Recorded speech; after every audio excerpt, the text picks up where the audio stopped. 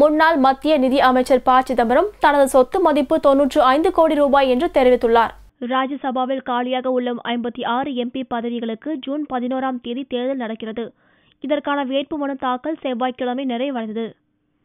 மகாராஷ்டிரா மாநிலத்தில் இருந்து காங்கிரஸ் சார்பில் ராஜ்யசபாவுக்கு போட்டியிடும் ப. சிதம்பரம் தனது வேட்புமனுவை மும்பையில் தேர்தல் அதிகாரியிடம் தாக்கல் செய்தார். அப்போது தனது சொத்து விவரங்கள் அடங்கிய அபிடவிட்டை அவர் தாக்கல் செய்தார்.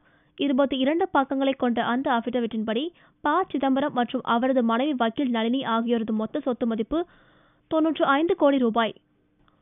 இருவருக்கும் சேர்த்து 54 கோடியே 30 லட்சம் ரூபாய்க்கு அசையும் சொத்துக்களும் 41 கோடியே 35 லட்சம் ரூபாய்க்கு அசையா சொத்துக்களும் இருப்பதாக சிதம்பரம் தெரிவித்துள்ளார்.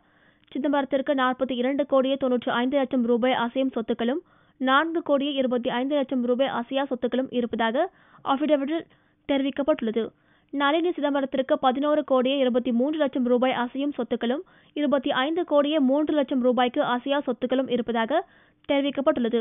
2014-15ஆம் ஆண்டில் தனது வருமானம் 8 கோடியே 58 லட்சம் ரூபாய் என்றும் மனைவி நளினியின் வருமானம் 1 கோடியே 25 லட்சம் ரூபாய் என்றும் சிதம்பரம் குறிப்பிட்டுள்ளார்.